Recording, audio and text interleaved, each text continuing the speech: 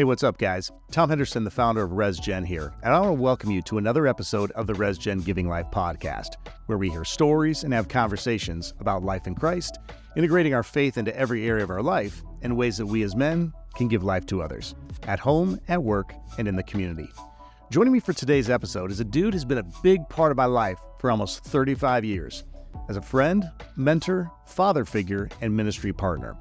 Dan Larson is a follower of Jesus, a husband, a father, and has been the director of Young Life in Pueblo, Colorado for the last 25 years. On today's show, Dan and I visit about so many good things, including what has kept him in the youth ministry game for over 30 years, what today's students need from us as men, and what we can all learn from this generation of teenagers. We also talk about some of the crazy skits we used to perform on stage together at youth camp, why he said yes and allowed me to stay in his apartment when I needed a place to live as a senior in high school, and about one of the most important lessons he helped me learn, a lesson that I think about every time I set foot on a stage to speak. To be honest, I'm not totally sure where all this episode's going to go, but I know it's going to be a good time, and I'm super glad that you're here for it. Here's my conversation with Dan Larson.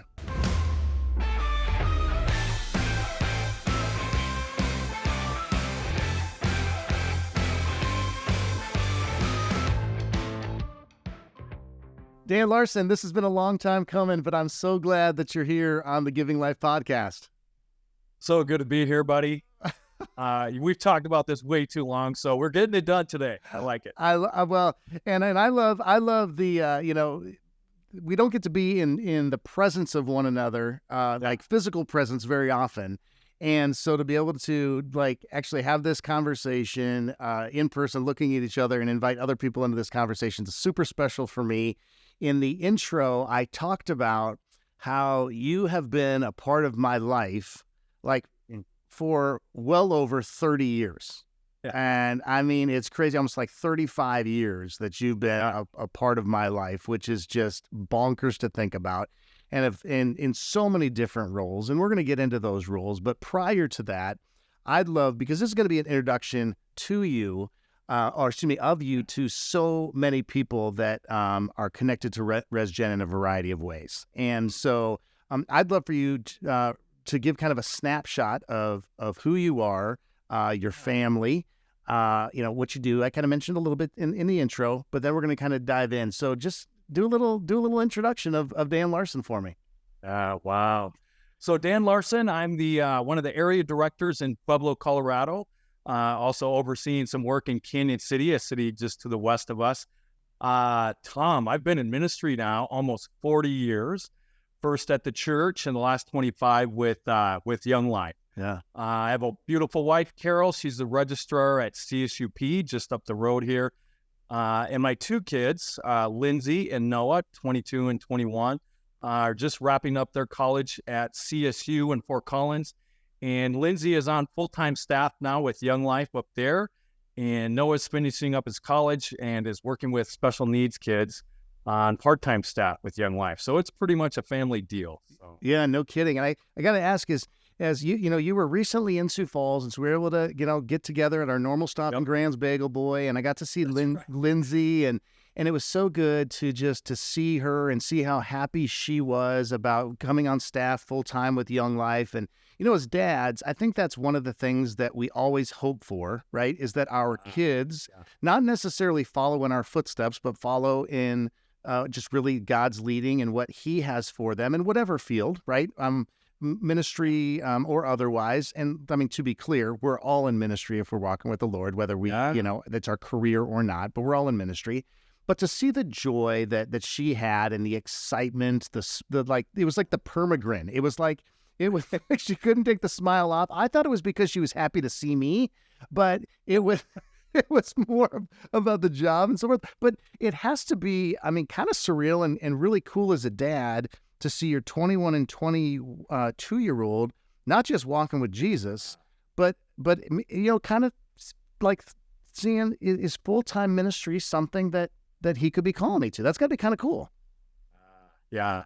Well, when we started in years ago, I was afraid. A lot of men and women in ministry, sometimes their families take a hit with that, or there's something that their family feels a jealousy, or they, just to be very blunt, their family misses out on some time with that. Yeah. So I try to be incredibly intentional at just inviting my kids with me. I literally drug them everywhere from the first possible time they could come around. And besides just being so proud of them and loving just how God is speaking to them, it has been fun over the years to watch Young Life in our lives not just be dad's job or potentially a burden or something that, takes away from our family or we have to sacrifice for, but truly we couldn't have been more blessed.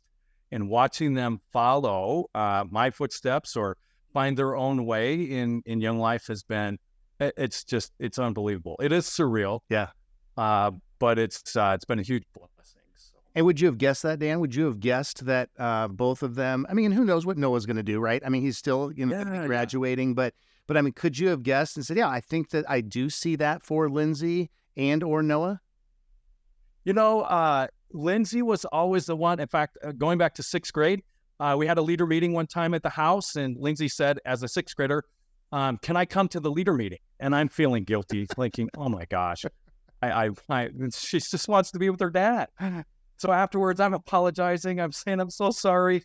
She's looking at me like, well, what do you mean? Like, if I'm going to be a part of this, then I need to come to the meeting and find out what's going on. So I wasn't that surprised. Lindsay's been very interested and loved all the behind the scenes and stuff like that. Noah, on the other hand, very early on, he was a volunteer in high school. Dad, do I have to go to all the meetings? Like, I already know all this stuff. So in some ways, it's a little more of a surprise, but in some ways not. Like, he just loves people, and working with special needs has been really, I think it's been life-changing. He's barely done it a year, and it's been really life-changing for him. That's not something he saw coming. So yeah, God's really spoken to him in that.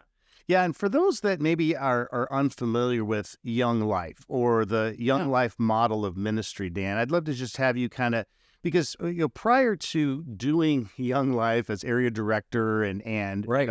Doing this now for 25 years, you were really practicing the Young Life model of ministry prior to even coming on staff, even when you were like a youth director at the church in Pueblo, but even prior to that as a youth intern at First Baptist Church in Sioux Falls, South Dakota, where you met me, and your life was forever changed because you had this little, skinny kid named Tommy Henderson come into your life, which we're going to get into some of those stories. But just give us just a kind of a little bit of an overview as to the Young Life model, because I feel like that is really will help people understand who you are as a person, because it's not just a position for you, it's really who you are as a follower of Jesus and a lover of his creation, specifically teenagers. Yeah. Of course, I love Young Life, and coming from the church, it was a bit of a change for me to work with an organization like Young Life. We're a nonprofit organization. We're everywhere in the United States and so many places all around the world. Our approach, our stated mission is probably similar to many churches or religious organizations, to introduce kids to Jesus Christ and help them grow in their faith. That's pretty typical, pretty similar.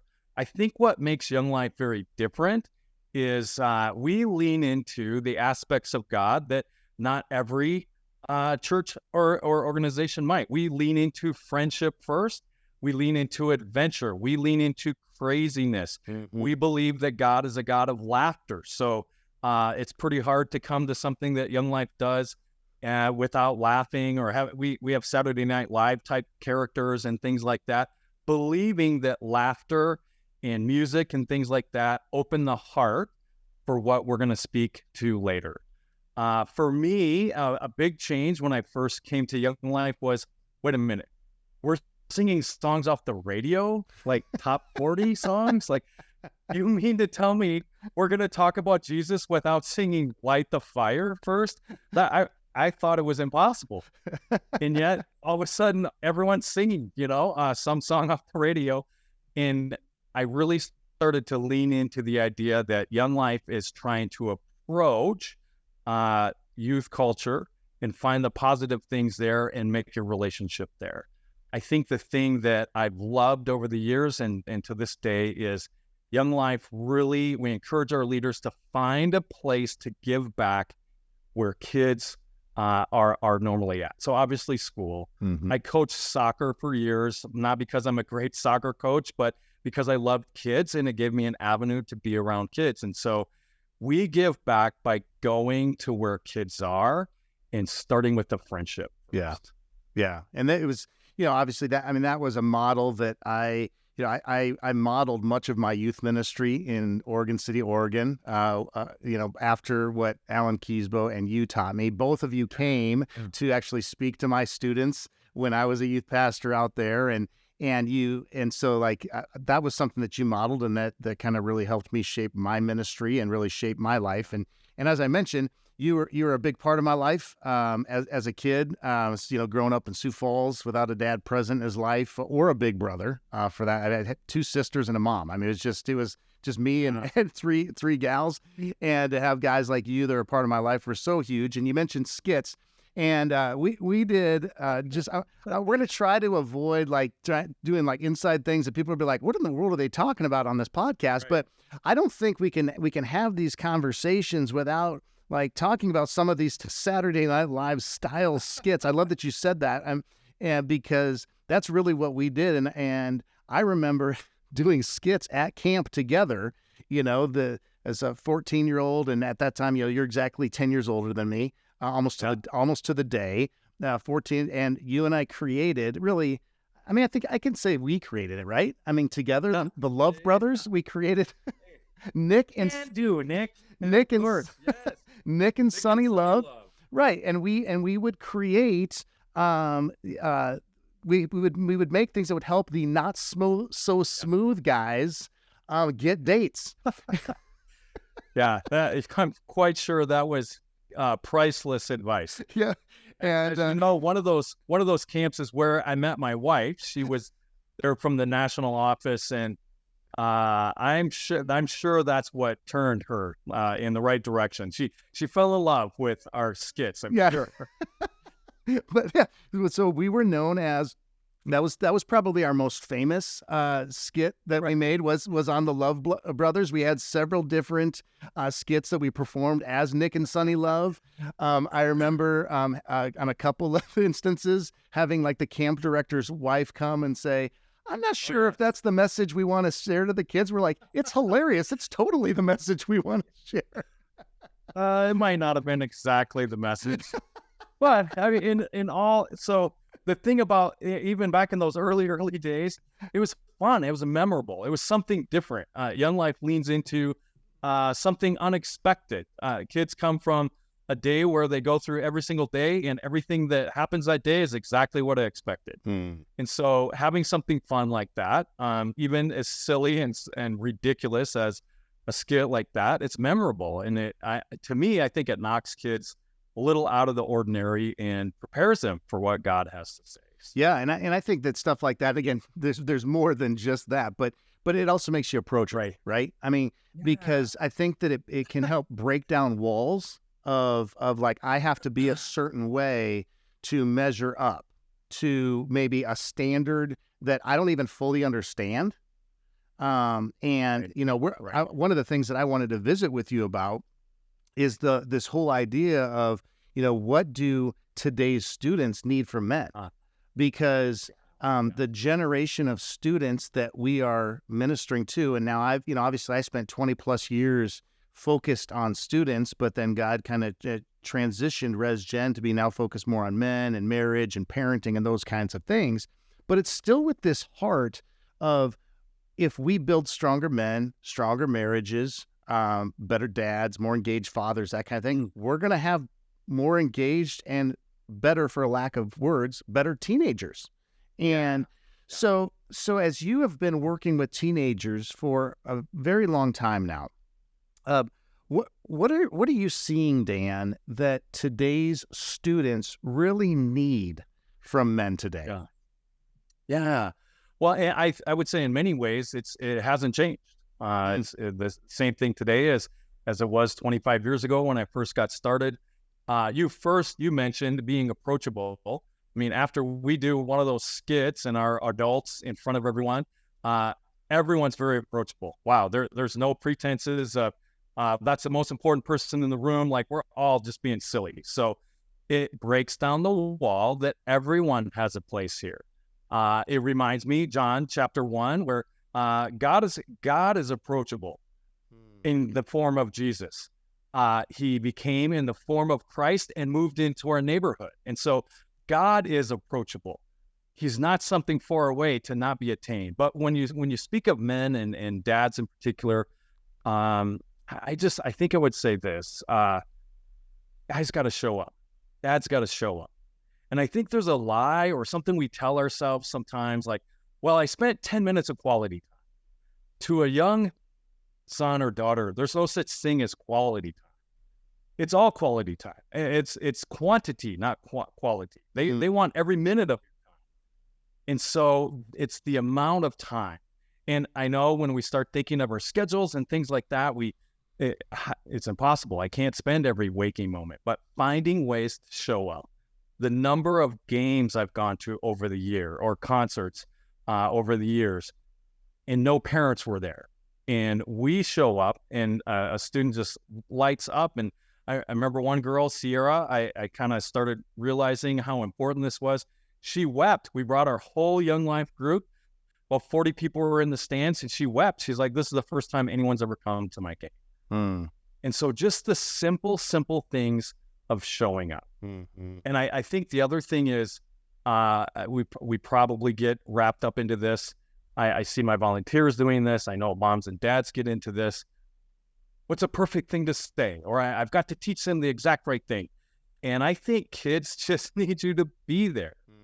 Whatever happens next is gravy and golden. And there's certainly things that are said and taught, and you can do better at maybe how you speak with your kids or something like that and grow in that. But the truth is, you've already spoken everything by being there. I think sometimes we forget that. But that's, I think, what I've seen, especially what I try to do with my kids, but I've seen over and over and over with kids today. So. Yeah. Oh, that's so good. That's so good, because a lot of times I can tell you with great certainty that I have made the mistake, even with my own kids or even in the youth ministry or whatever, that I feel like I have to say the perfect thing, or that I have to always have something in my back pocket, some sort of wisdom to share, some sort of thing that can maybe be tweeted today, right? That can be hashtagged or something. But so many times I heard both of my boys say, Dad, I'm not asking for a sermon right now. Like, I mean, it almost makes me even emotional, because I think about, that's my go-to. And I think that a lot of times that is our go-to as men, because we're fixers. And it's like, well, I mean, let me share. Well, this is what I would do, or it's, how come you haven't done this? Right. Which then that sends a different message, right? Is, well, why didn't you do this? And I know I've fallen into that trap several times, with my kids, with teenagers, even with my wife at times. Like when she'll say something, I'll be like, well, why didn't you do this? Well, what does that communicate? Right. That's dumb. What you just did was dumb, and why didn't you do it my way? Right. Right. I think kind of going back to, I was in a couple different churches in youth ministry for about 13 years. And I remember the enormous pressure I felt. As a youth pastor, I felt the pressure of, I needed to be filled with answers. Because what if somebody asks me something I don't know? Which, of course, how silly is that, right? Yeah. And coming to Young Life, I really leaned into, they really teach us well to follow Jesus's example. If there's anyone who could give the best perfect answer at all times, it's got to be Jesus, right? Yet what did he do? He was incredibly great at asking questions. And so that relieved so much pressure, first of all. But I feel like for me in my job, but I think for us as men, I think we're so quick. You said it.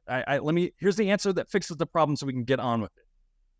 Rather than taking the time to ask a question and find out what's behind this, or help whether it's our kids, whether it's the people that we are in ministry with. Young Life really allows the space, rather than all of my infinite knowledge about Jesus or the Bible.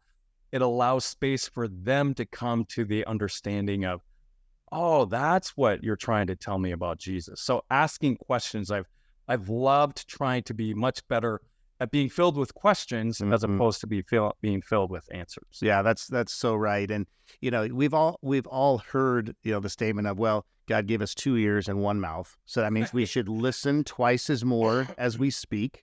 Oftentimes it's the other way around. You'd swear we have 2 mouths and only 1 ear. But I also, as you were talking there, and I was looking at you, I was thinking about that very thing. I was like, as I'm watching you, I'm like, but he also gave us 2 eyes, and to see them, and so to listen and see more than we're talking. Right.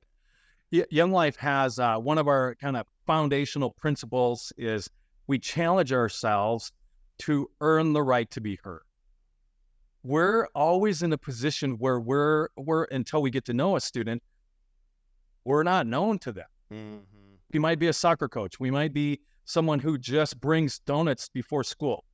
We're not in a position of authority with them. We're not in a position of everyone knows who we are.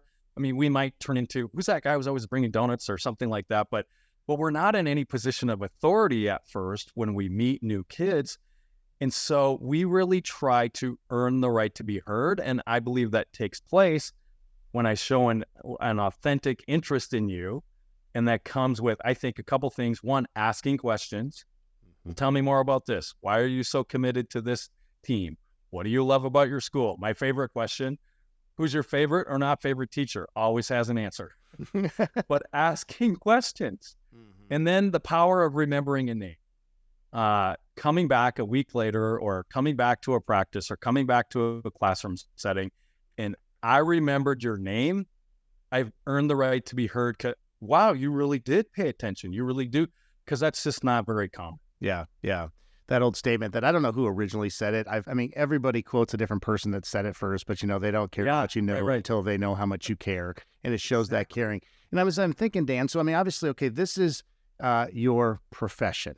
I know it's who you are as a person, but it's your profession. So I'm thinking about the vast majority of dudes, of guys who are listening to this, who are watching this on YouTube. And then they're like, okay, so that's fine for you though. That's fine for you, guys like Dan and Tom who are in the relationship business and like talking to people and blah, blah, blah. But like, how do I, as businessman Joe, or, this cat, that's working in the corporate world, or just this guy that has a heart to work with teenagers in maybe in their youth group, or like as a youth leader, or just in the neighborhood. I mean, like, there's tons of teenagers in our neighborhood that a lot of times we see a teenager walk across the street and we're like, should we lock our doors? I mean, are they gonna spray, graffiti on our, whatever, right? I mean, so we have these preconceived notions, but so what can just a normal dude do to help kids be heard and seen that doesn't work in Young Life or RESGEN or the church? Yeah. Well, I would say everything we've been talking about does work in every setting. To me, Tom, it reminds me, so as I'm coming up on 25 years, some people, you're still doing the same thing, and I feel very called. And I remember a book I read right when I started. It was actually from the founder of Campus Crusade for Christ. And he talked about this very thing, that not everyone's going to be a pastor. Not everyone's going to have a podcast and a organization who speaks to thousands and thousands of men. Not everyone's going to have that. But people like you and I who are in ministry, immediately, the first person I'm looking for is a friend in the school. So I can have authority in the school or have a connection in the school.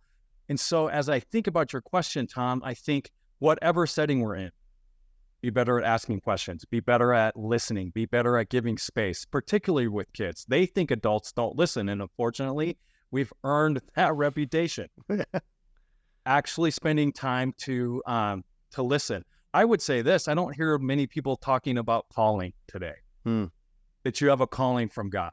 I'm not sure what your calling might be. Maybe your calling is to open your pool in your backyard. Maybe your calling is to be just friendly to every young person you see. Maybe your calling is to not run from the person in front of you that looks really scary because that's just how they dress, possibly. And just being a friendly face to them. I remember one of the schools that we started at, we were always with the kids on the hill smoking after school. And the principal came over and I thought, oh, geez, what are we doing? He said, I'm so grateful for you guys coming here. You're probably the only positive interaction they've had with an adult all week. Mm-hmm. And so trying to find spots like that. And so I would just say, ask God, what is your calling? What is something you can do? It's not, you don't have to be a pastor. I think we get wrapped up into my entire existence with God is how much do I love him? And that's a whole tricky thing to try to figure out. And am I good? And that's a whole nother topic. But I think God has a purpose for you in your business, in your family, in your neighborhood. Mm-hmm. And I don't know what that is, but I think God has something that he designed you specifically to do. And it could be far simpler than you're thinking. And that doesn't mean you have to change who you are. Like, I'm thinking about like, yes. so when you go up and you're hanging out with those kids smoking on the hill, it's not like you said, hey, can I bum a cigarette? And then you felt like, okay, what are the terms that I need to say right now? Oh man, today's so mid, like today's like, right. Okay, what other words have I seen on Twitter or whatever? Like, and it's like you don't have to change who you are, which I think is sometimes our temptation too with teenagers, is like just like trying to talk like them, or I don't know, like I probably should maybe untuck my shirt because then that'll make me look cooler and maybe like I'm approachable. But still, but be authentically you, but authentically care. And I think, oh gosh, you've known this in ministry, like we're constantly, I think over the years trying to figure out like what's the coolest song, what's the newest slang, and if you don't know it, then you're not cool anymore. And thank goodness I gave up on that a long time ago. But the approach just is, so why do you say that word? What's that mean? Just be a student and find out. Ooh, that's good. Just find out. Yeah. And then it took the pressure off of I got to know all the slang. I've got to know all the songs. I've got to know all the cool stuff. Just ask. That's all I did with those smokers who were playing all kinds of music I'd never heard of. Thankfully, I had my friend Eli, who was tattooed from head to toe and a skateboarder. And he's like, oh, you don't know these guys? I'm like, I've never heard of them. Maybe that's another key. Have a friend who speaks the language. Yeah. Well, I started asking like I totally just made an idiot out of myself, which is pretty common, because I will try to throw in words like that and I kind of do it just for fun, right? But so I'm like, oh man, this pizza totally slaps. And they're like, no, Dad, food smacks, things slap. Right. I'm like, I think this pizza specifically slaps though. I mean, normal pizza smacks, but this slaps. Okay. So actually I'm right. Yeah. We were just recently with a bunch of friends in Sioux Falls, all parents. We all have students in the high school to college age. We had this very discussion, and my son helped enlighten them to just try not to say that stuff. I love that. So beyond that, beyond learning when to say lingo and when not to say lingo and when it's appropriate to throw in those words, what else would you say that we can learn from this generation of teenagers? Because education always goes both ways. It's kind of like a mentorship relationship. It often starts with saying, hey, will you be my mentor? And you begin, and I'm the mentee, and you begin like pouring wisdom and all this kind of stuff. But then eventually that relationship becomes mutual. And there's almost like mutual mentorship that takes place in a lot of ways. And I think the same can happen I know for a fact that I have learned so much as a dad from my teenagers, lessons that I've needed to learn. Usually I've learned them when I've come to them out of humility and said, I'm sorry, and will you forgive me? But as you think about just this generation of teenagers, what are some things that we can learn from them as men? Well, Tom, I think it's a two-way street, and it ties back into what we were just saying. As men, as dads, like what can we do? I'm not going to be a youth pastor. I'm not doing full-time ministry. is to find out what's the most authentic you in Christ. I think most kids, especially as I've met kids that Young Life would call the farthest out kid, disinterested in God. I don't go to church because I don't believe that. I don't want to believe that. Maybe I even am aggressively not believing that. I think kids just want to find out that somebody actually believes this stuff. And so they want to hear authentically, not me telling them what they need to believe or how they need to think. They want to hear, how has God actually shown up and been real to me in my life? And so allowing them then, going back to the asking questions, I understand so much more when my tone and my perspective and my approach is asking, well, what do you think about God? I don't think about him at all. I hate God. Like, well, tell me more. Leaning into, I've learned so much by asking questions as opposed to leading with, here's what you need to know about God, or here's how you need to believe, or here's what you need to think. Those things all may be very true. I think I've learned the most. Pueblo is a very Hispanic culture, more than 50% Hispanic. I've learned so much by just asking. Even in today's culture where there's lots of tension in lots of different places, whether it's different sexual orientations, whether it's race, I mean, everywhere there's tension. And I remember literally fighting and arguing with God as I walked up to a middle school over 90% Hispanic thinking, this is the dumbest idea you've ever had, God. What do I have to offer these students I don't know a thing about or I don't relate to? And I walked in empty-handed with just asking questions, showing up, being real, and keeping promises. If I said I'm coming to your game, I come to your game. And earning the right to be heard by being somebody who was consistent and wanted to know about them. I've always been amazed. I think most adults think kids won't speak, and because the headphones are in, or the face is looking down, or they're in the room all night, I think kids give a good impression that they don't want to be heard. I think they really want to be heard. And when you take the time to start a conversation, I have found many, many times, all of a sudden it's an hour later and I've heard everything. Yeah. I think they want to be asked. And so I think what we can learn is there's a different perspective. An 18-year-old, a 16-year-old, a 13-year-old has a very different perspective on the world. Yeah. And taking the time to hear about that is, it's honoring to them. First of all, it earns the right to be heard.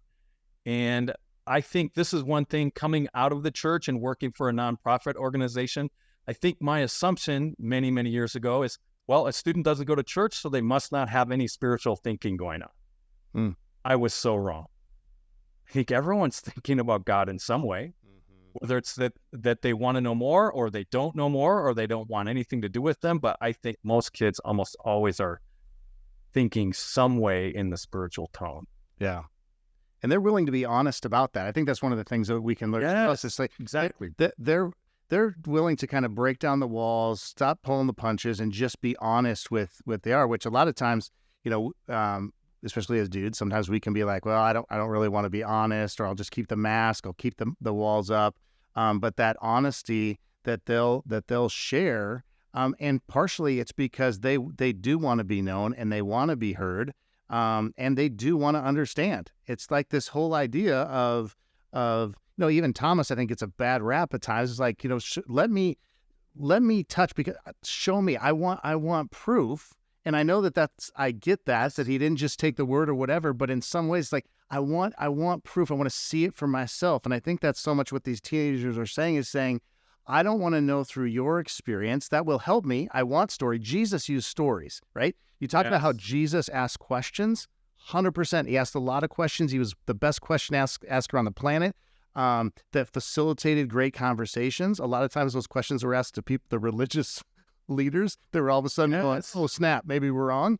Or was it slap or smack? I don't know, but they probably said snap. But at any rate, all of a sudden, then Jesus also used stories, though, that teach. So it's a both and situation, but they also want to know, like, but honestly, what difference can this truly make in my life? And you're meeting them where then they'll let you in. Like, they'll let you into what's going on in their head and heart, because this generation has also grown up in, even if it's a facade that's put on social media, they're used to sharing everything. Right. So sometimes you got to uncover the truth in that, but they're very willing to share because their whole life has been in public, at least at some level. Yeah. And I think what's challenging then, again, for adults, dads, men in particular, is if you ask the question, be ready to hear the answer without immediately needing to fix everything you think is wrong with that answer. Mm-hmm. And so as kids have said different things over the years that are theologically incredibly wrong, my first step is not necessarily to, let me break down the theology and how you're mistaken. It's to hear, well, tell me why you think that. And so I think it's on us, especially in ministry, but I think as men, as dads, I asked you for your honest opinion. You just gave it to me. And what will shut students down is when now that wasn't good enough. I asked for the honest thing, and now I don't like it. Mm-hmm. And that's tricky. Mm-hmm. And so being able to, and I feel like I've learned over the years how to hear that and respect that, and then over time, probably not right at that moment. And let's keep talking about this sex thing. Let's keep talking about how you talk to women or your teachers or something. That is not what I asked for, the honest response, and so I got it. And I think using wisdom in how to, let's keep talking. Let's keep the conversation open. But if you shut the conversation down, then it's done. Yeah, yeah. And that is so transferable. That is so transferable to how we react to and with our kids. I mean, that is so transferable, because I know there's been many instances where, my boys now are 19 and 22, and they're both in college and that kind of thing. And I know there was many times when they were teenagers when I'd say, share with me how you're feeling. And then I'd say, well, let me tell you why those feelings are wrong. Or, why, right. And then it did the exact thing that you said, shut them down. And then it keeps them from wanting to be honest in the future. And recognizing that, it was then going to them and saying, you know what, I'm sorry. I responded poorly to that, sometimes out of fear, like, oh my gosh, is this really how you think? Or, out of just, I want to get it done, or frustration or whatever. But going, and so, because we all have moments, we all have times where we haven't responded appropriately, or like too quick or brashly or whatever. But what will help that relationship be restored, repaired? I mean, those words seem like everything was broken, but for a lack of better words, or continue to move forward, is when we come and just say, man, I'm sorry. I really failed on that one. And will you forgive me? And I want to be a better listener. So how can I do that better next time for you? Like what would have been a better way to respond that would have kept the conversation going? Yeah, I think as you're talking about this, Tom, in Young Life, at our Young Life camps, we'll listen to a speaker who unfolds the different pieces of the gospel. Who's God? Why should I care? Who's Jesus? Why is everything broken? What's this thing called sin? How did Jesus fix sin that I cannot fix on my own? And how do I respond to this? And we'll spend an hour or more after each one of those times listening to how are kids responding. And I remember in my early days thinking, well, I've got all these things I need to tell everyone. And Young Life, again, and how we teach our volunteers, how I was taught is ask a question, and then even if it's silent, let them sit in the silence. Because when I'm busy, and this goes to your question, when I'm busy telling everyone what I think God is saying to them, guess who doesn't get hurt? God saying something to them. And what I've seen over time with my own kids and with other kids, and don't get me wrong, there's times when whatever the issue is, we need to just dive into this and get to this. Yeah. But kids are incredibly smart. And as I make Jesus more real to them, or help them see more of Jesus, and I allow space, and it's hard for adults. Yeah. It's really hard. I remember my first few cabin times. I had a really good friend of mine. His name was Rob, who was I'm almost taping his mouth shut. No, let him think. God's doing some of his best work while all of us are not talking. Mm-hmm. And God will talk to them about those things. And so I think rather than me taking the role of telling them everything I think God needs to tell them, allowing them space, of course, we're very intentional, but giving them time and space. Well, what does God think about this? Mm-hmm. What do you think God would tell you? I'm pretty confident that most kids, as they start learning more about Jesus, especially as we open their eyes, they hear very clearly from Jesus. Mm-hmm. And so I think creating the space, the one to hear the honest truth, I think not jumping to let me fix this for you and tell me what's right or wrong about all this. I think maybe the biggest key is let's enter into an ongoing conversation. We didn't talk about this one time and now it's over and we gave them all the answers. Hey, this is something I want to keep talking to you about because I think this is a big deal for us to figure out together. Yeah.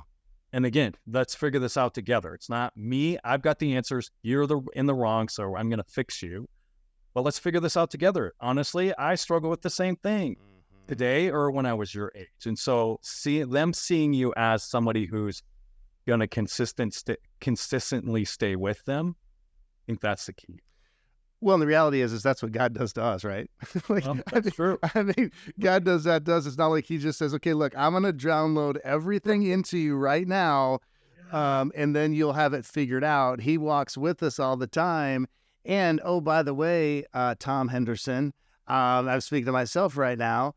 The reality is that sometimes we fill the silence with our voice because we don't like the silence ourselves, right? But if we would quiet ourselves, if we'd turn off the radio, if we'd turn off even great podcasts like the one that you and I are recording right now, if we turn off, I mean, God uses those things, no question. Right. But there's times where if we would just allow the silence to be in our own life, man, the Holy Spirit wants to whisper things into our heart and our minds that he's trying to shout. I mean, they talk about the quiet voice, right? The whisper. And it's because he's not going to shout over everything else. It's just quiet yourself. That's why Jesus would retreat, right? That's why Jesus would go to the wilderness to be with the Father, to quiet everything down. And so it's in those moments of silence with our son, with our daughter, with a student we're working with at our church, or even a neighbor kid or whatever, we've created a safe space for them to be. Stuart Hall, who came to the summit, Men's Summit, I think maybe in 2020, he asked a question that kind of made a lot of dudes just like sit back in their chair, Dan, and it was, are you a safe person? Right. Are you a safe person? And what you're talking about right now is you are creating just an atmosphere of safety where they can be themselves, ask those questions, not get shut down, because the minute that they feel unsafe, well, then you've just lost your opportunity. And so I think it's so key to remember that, man, God does so much to create a safe space for us as his sons, and we're all sons that have been adopted into his family. As a 47-year-old, as a just a little bit older year old, well, I already said you're 10 years older than me, but he still creates that safe space for you and I at our age. Yeah. Tom, one of my favorite things, and we have so many parents that are just amazed that this is what we do at Young Life Camp. When 400 to 500 to 600 students show up for a week of camp at Young Life, everyone turns over their phones, and we take away all the phones. One, it'd just be a logistical nightmare trying to keep everyone's iPhone. So that's my phone. And it'd be a disaster. But to unplug from all of the social media and everything else that's going on. And then number two, once or twice in the week, usually after they've heard how Jesus redeemed us on the cross and what he did and why he would do that, we turn off every single light in the entire camp, which is usually in the mountains. So it's pitch black dark. We have 15 minutes of complete silence. And the first time I went, I thought there's no way 500 teenagers are going to be quiet, but they do, and they're quiet, and they come back and talk about the number one thing is, first, I've never done that. I've never been quiet for 15 minutes in my life. Mm-hmm. And even some of the adults. And so we're not quiet ever. We have no time of quiet in our lives.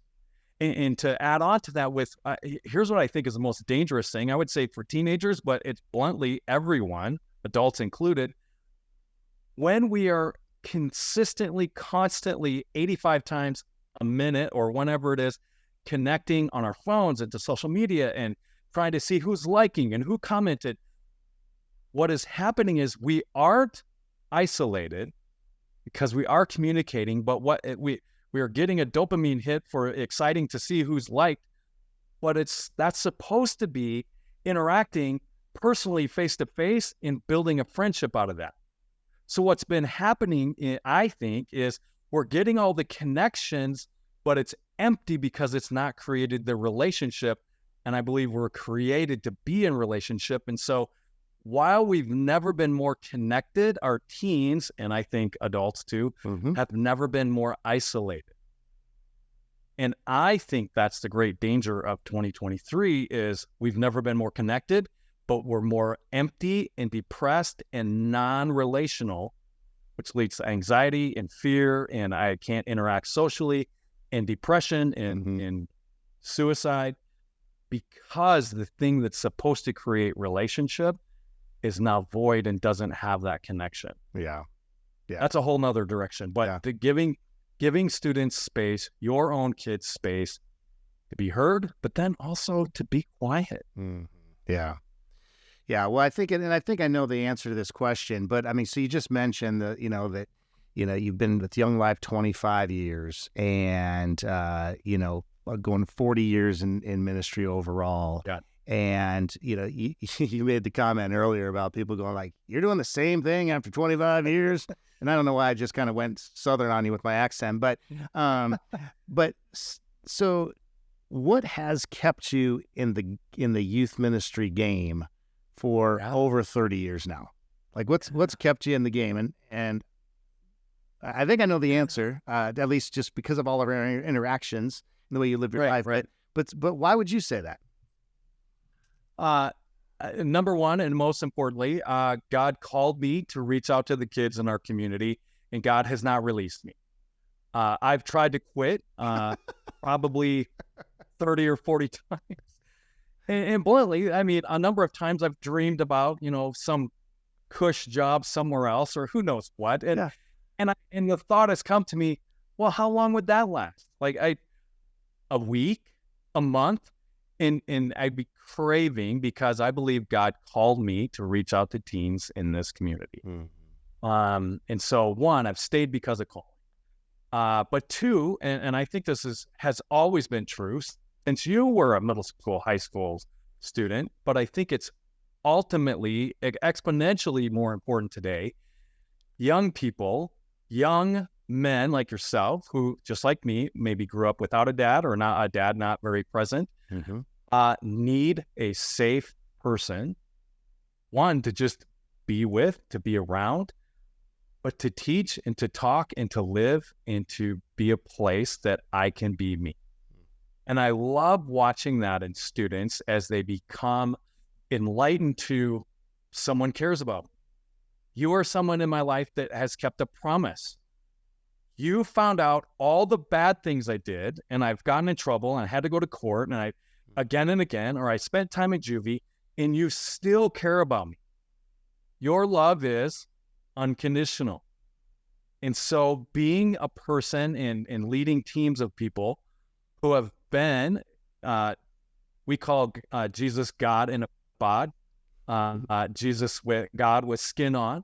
We are, 2 Corinthians 5, we are ambassadors, as if he was making his appeal through us to be right with God.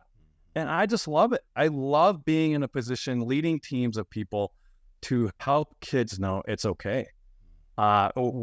We've used this as a beginning to, here's how we're going to talk about God. This entire Bible, this huge thing, I can put that into 10 words. God loves us. We messed up. God still loves us. Well, there's plenty more to be broken down into that, but I'm still here because I believe that is a message kids need to hear. And they're looking for someone who's not just preaching it to them, but someone who's walking with them in the midst of the mess of life, that I'm vulnerable in saying when I've struggled to believe or not been very perfect in how I've responded in something. I'll say this, listening to you over the years, I think one thing I've learned from you is the importance of being vulnerable, especially with your kids and your wife, in saying, I was wrong. I really blew it. I've watched you do that more than once. Not that you're messing up very often, probably rarely. But that's not a thing most men are able to do, is to be vulnerable. And so to be that type of a person to young people, that's what keeps me in this after all these years. Well, so you mentioned, the passion of just being those, that rock those dudes, especially for those kids that didn't have, dads. And, I think, I cry at this very often, but I mean, I think about just the role that you played, in my life, and that's brought me to the place that I'm at. And even when I needed a place to live, as a senior in high school, and you made your 1-room apartment available to me to come and to sleep on your floor because the couch was already taken by another friend. I know.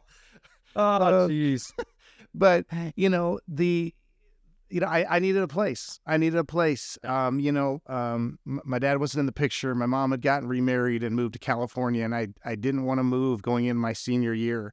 And I lived with another family, and it didn't go super well because of my attitude. And I just didn't understand, how to meld into a different family.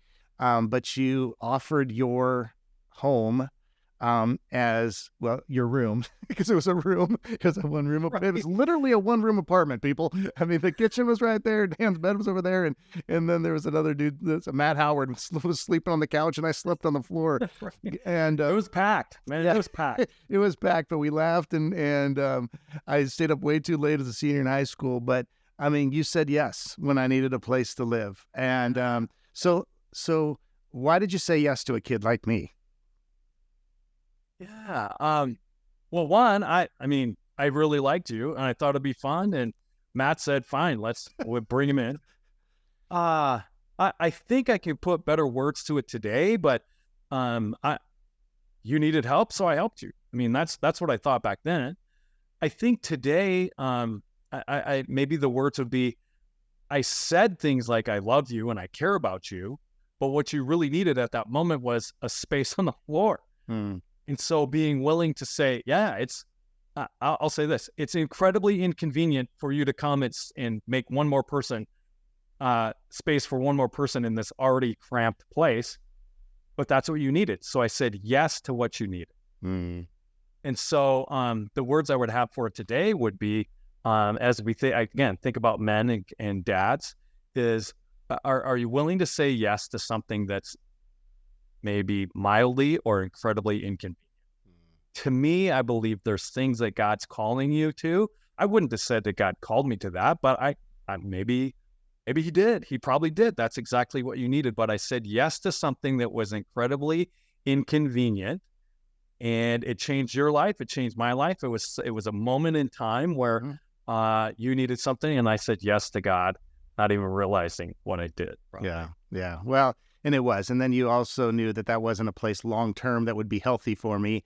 What it did was for just over a month, it provided that bridge to then allow me to go and live with Alan and Denise Keysbo, who was on the podcast, last season, which I know, and you listened to that episode. But to have you and guys like Alan on this platform with me is just such a huge honor, and because who I am today is obviously because of the countless hours that the people have invested in me, the work that God has done in me, but the countless hours of people like you that have invested in me. So, that it's so fun to be able to have this conversation and to be able to hear your heart for students, that this continues to be just as big as the ocean is full of water. And And I think about the many lessons that you have taught me. You just taught, that was a perfect answer. I wasn't looking for the perfect answer to that question, but that was a perfect question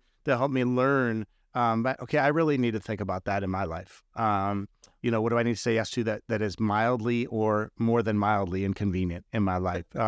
Which is such a powerful statement. But you've also taught me something that I learned something else from you that I actually think about every single time I step foot on a stage to speak. And I don't know if I've ever told you this in this specific way, but I want to share this story, and we'll kind of end our time here, and then I'll have you give your final word and all of that. But back when I first started speaking, I was a sophomore in college. I had transferred from the University of South Dakota my freshman year to the University of Sioux Falls. Immediately got involved in doing college ministry. And that's where the Lord really got a hold of my life, was during that summer in between my freshman and sophomore year of college. And we started this thing called Powerhouse. It was a worship service that students would come 8:30 at night. We would have like an hour of worship, and then we would have a speaker. And I remember seeing a speaker at our chapel at USF. His name was David Pierce, and he used to travel with a dude like with Ozzy Osbourne and a lot of those types of bands.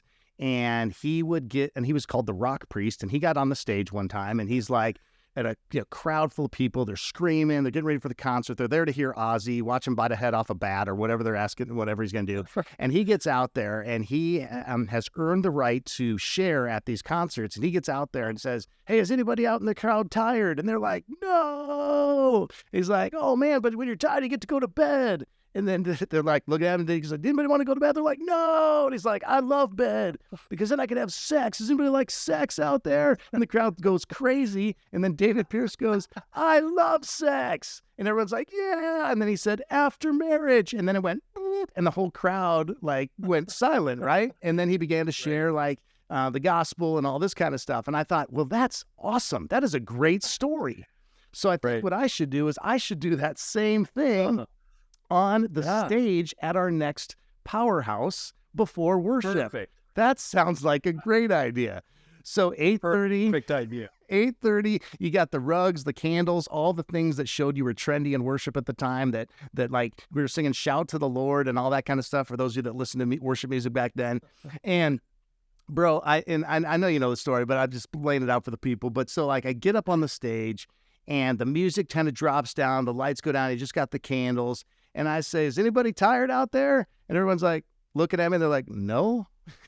and I'm like, "Oh, but when you're tired, you get to go to bed." And everybody just keeps looking at me. There's like 160 college students out there. And I said, they're like looking at me. I'm like, "Well, I love bed because then you get to have sex. Does anybody like sex out there?" And it's just silence. It's just silence. But I didn't stop, Dan. I didn't stop. And I said, "Well, I love sex." And everybody literally is like looking at me with like wide-eyed and all this stuff. And I'm like, "After marriage." And it's just silent, bro. It's just silent in there. And then one of my buddies, Dave Running, was in the back row, and he starts going, "Ha ha, ha ha, ha." And then I'm like, "All right, let's worship." I was the biggest idiot. I was just the biggest moron ever, And I remember coming home so embarrassed, and I called you. I called you after that, and I was crying. Like I was in tears. I'm like, I'm the biggest moron. I can't believe I did this. And with so much compassion, you laughed for 15 minutes straight. You laughed for 15 minutes, and then you said, "And Tom, what did you learn from that experience?" And I said, "Always be yourself and always do your own material." And I think about that every time before I set on a stage, because God has called me to be myself and to preach the message that He's laid on my heart, and not try to be somebody else, not try to be somebody that I think that He wants me to be or that the people want me to be. I'm going to be myself. I'm going to fumble over words.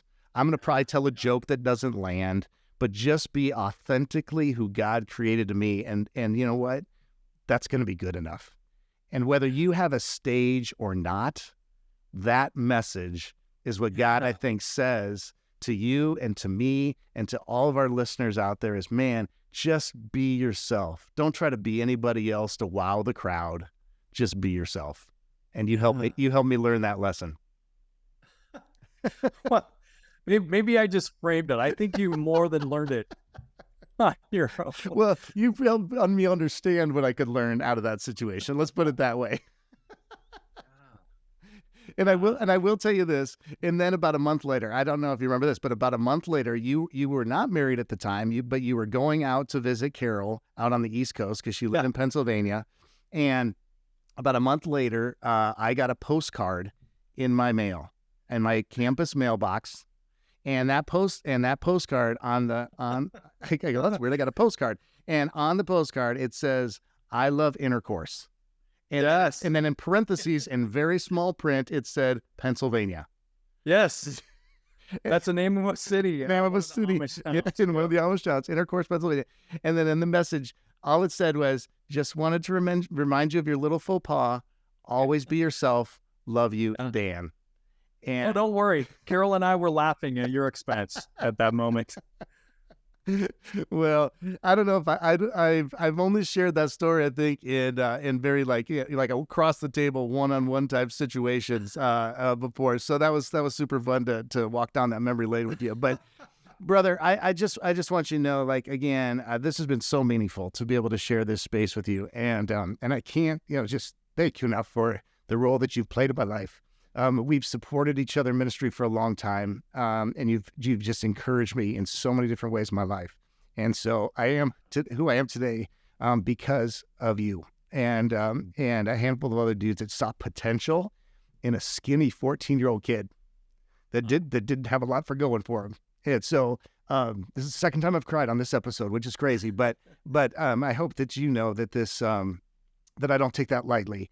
And that anytime we get to spend time together, whether it's in person over a bagel or I happen to be in your town, which I know, like, I'm gonna be able to see in about a month when I'm there, and we're talking about, because you guys do a simulcast of the Men's Summit, or it's on this type of platform here where I get to be with you. I treasure these moments. So thank you. Tom, as you say that, I want to be really blunt and telling everyone who's listening, as I think back over the last however many years, 35 years, a question that comes to my mind as you're getting emotional here is, what exactly did I do? Right? What did I do to evoke this response from you? And I think it's everything we've said. Yeah. I listened. I said yes when it was inconvenient.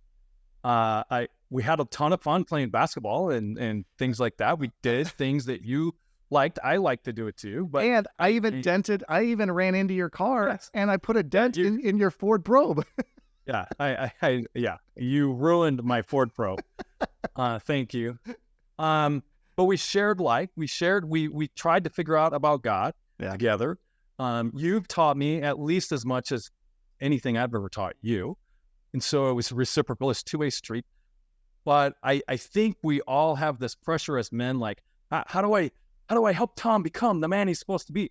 By just showing up, by just being there, by just being around, by just being, I think, my authentic self help you become your authentic self. So yeah, I feel like in lots of ways I didn't do anything. And yet God used all those nothing moments in a very profound way. Yeah, to make a very, very big difference. And I think, we usually end our time with the final word, Dan, but I think that that's just such a great word to be the final word today. It's just of telling all of our, just a reminder to you and I, and a reminder, or maybe it's the first time that guys have heard that's listening to this, is just being authentically you and allowing God to use you sometimes a lot of times in the way that you least expected it, and that you never even thought you were being used, because that's when you enter the day saying, okay, Holy Spirit, would you guide me? Would you lead me to those that need to be an encouraging word, a smile, or whatever it is? You may never know the impact you have on that person until, you run into one another in heaven. But it's those types of things that I think are just so amazing. And that's how God, I think, he just kind of winks at us and says, you have no idea how I'm even using you right now. And I love it. Absolutely. Yeah. So, Well, Dan, if people want to connect with you, best way is probably just to send it to the Young Life Pueblo website. I'm assuming. I mean, obviously you're on Facebook and that, but if dudes want to connect with you in some form or fashion, that'd probably be the best way. Yeah, you can find out more about Young Life nationally at just younglife.org. Pueblo, you can find our site and learn a little bit more about us, or connect and find me or Jonathan Lewis, pueblo.younglife.org. Come find us. We'd love to talk more. Yeah. All right. Well, Dan, thank you again for just investing in my life, investing in other people's lives through this conversation here. And I think you know how much I love you, but I'll tell you anyway, I love you. And I'm looking forward to continued years of ministry together as we just continue to follow the Lord's call on both of our lives. Tom, I love you very much.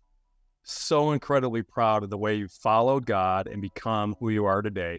He's using you in great, great ways. Way to go. All right, bro. All right. We'll talk soon.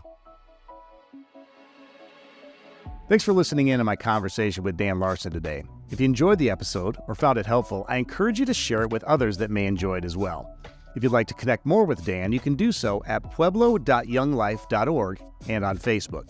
Also, if you're open to it, I would really appreciate it if you would take just 30 seconds to rate and or review the podcast. Not only would that be a tremendous gift to me, but it is also a really easy way for you to help us continue to grow both our audience and our impact.